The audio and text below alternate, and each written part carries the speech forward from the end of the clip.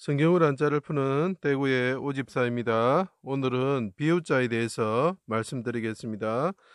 비유자는 보시면 한일자가 보이고 방패간자도 좀 보이는 것 같고 그 다음에 수근근자도 보이고 멀경자도 보이고 그 다음에 제가 이거 피라 그랬죠.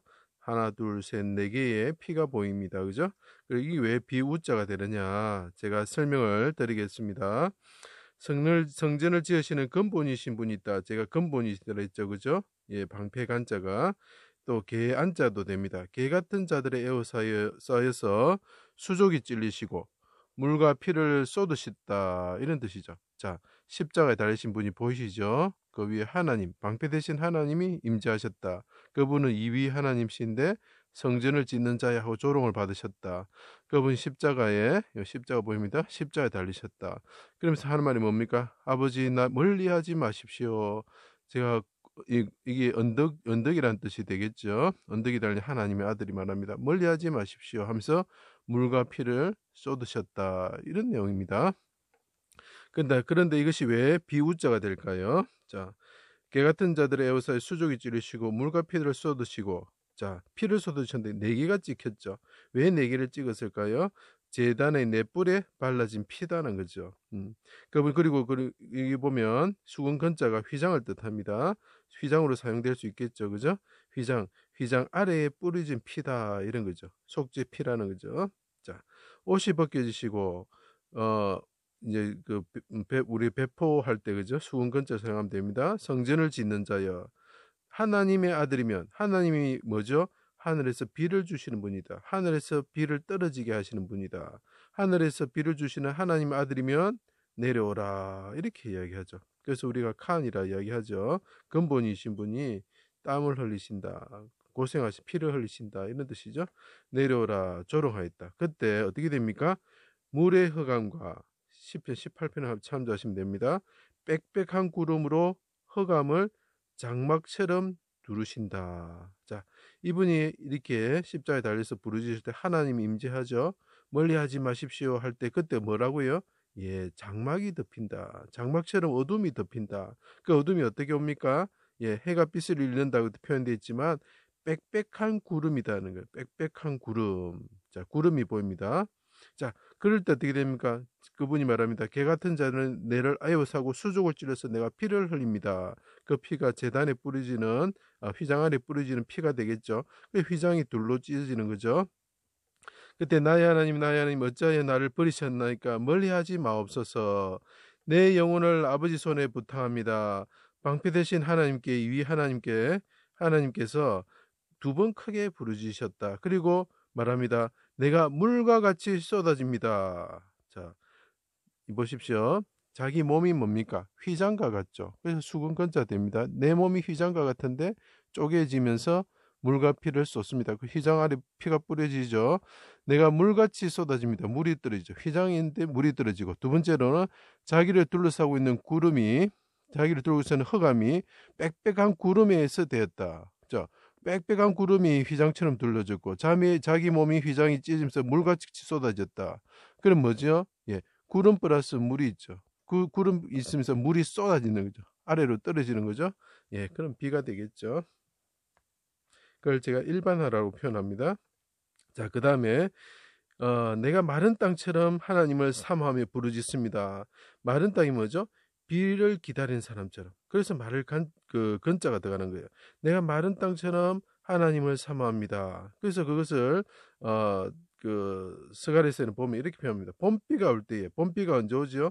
예, 그 6월절 조금 지나서 오는 거죠. 봄비가 올 때에 여호와 곧 구름을 일게 하시는 여호와께. 자, 아까 말씀 어둠이 장막처럼 임할 때 뭡니까? 하나님이 임하실 때 어떻게 됩니까? 구름이 일어난다는 거죠. 그때 여호와께 비를 구하라.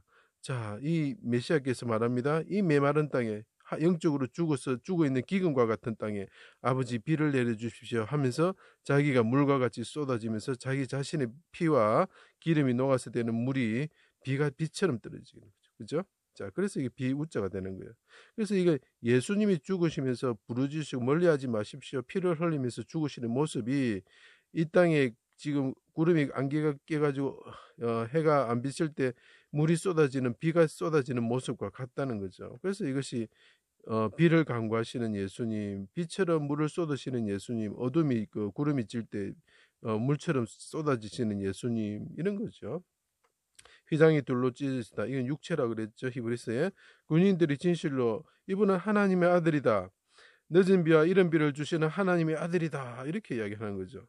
자, 구름이 빽빽할 때에 물처럼 쏟아진다. 구름이 빽빽하고 어둠이 이름할 때에 물처럼 쏟아진다. 비죠, 그죠? 자, 짙은 구름이 덮이는 날, 이게 중요합니다. 요엘서에 나옵니다. 짙은 구름이 덮이는 날 여호와께서 용사처럼 부르짖으신다. 간구하는 거죠. 크게 부르짖죠. 두 번 부르짖죠. 그때 뭐라 그럽니까? 이른 비와 늦은 비가 예전처럼 된다. 하나님께서 말합니다. 뭡니까? 신명기서에 말합니다. 이른 비와 늦은 비를 주신다는 거.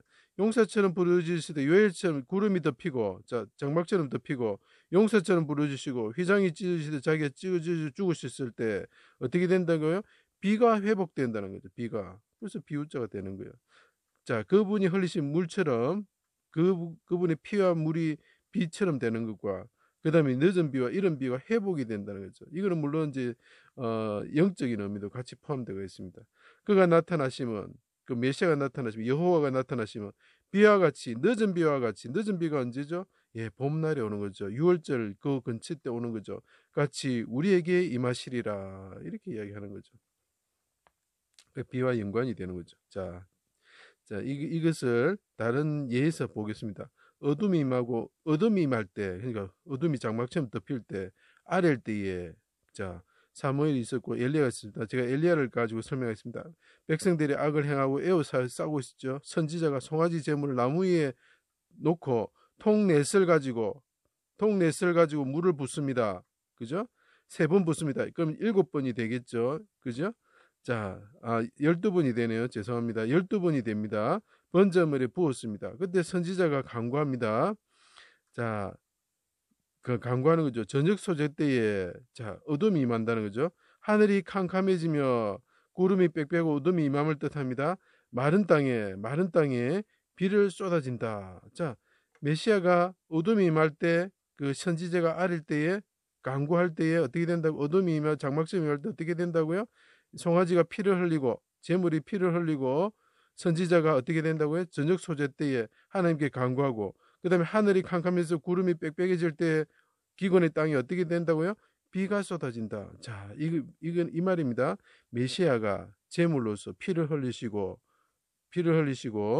휘장이 찢어지면서 피를 흘리시고 그분이 죽으셨을 때 그분이 간구합니다. 아버지 기근이라는 게 뭡니까? 마른 땅이 뭡니까? 죽음을 뜻하는 거예요. 죽음의 세상이 왔습니다. 하나님 아버지 저를 통해서 내가 물같이 쏟아지겠습니다. 구름이 빽빽할 때 내가 물과 같이 쏟아지겠습니다. 그래서 이 영적으로 메말라서 죽어가는 이 사람들이 비가 땅에 떨어지는 것처럼 내 피가 땅에 떨어질 때에 그 사람들이 영적으로 부활하고 소생하게 하여 주십시오. 사는 땅이 되게 하여 주십시오. 이렇게 이야기를 하는 거죠. 무슨 말인지 이해가 되시죠? 그 송아지 제물과 선지자인 엘리야가 누구라고요? 예, 메시아를 상징하는 것이 되겠죠. 그래 이른 비와 늦은 비가 회복이 됩니다. 메시아가 오게 되면 그러면 어떻게 됩니까? 사망이 멸해지는 거죠. 그리고 얼굴에 수건이 제거되는 거죠. 그래서 비가 오다, 물을 대다 이런 뜻이 되는 것입니다. 제 강의를 들어주셔서 감사합니다.